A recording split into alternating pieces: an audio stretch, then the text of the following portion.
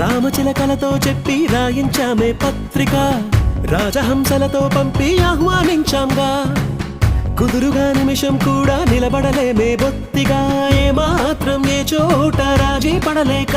చుట్టాలందరికీ ఆనందంతో కళ్ళు చెమర్చేలా, గిట్టని వాళ్ళైనా ఆశ్చర్యంతో కన్నులు వచ్చేలా. కలల్లోనైనా కన్నామా, కథలైనా విన్నామా, ఈ వైభోగం అపురూపం అనుకుంటానమ్మా.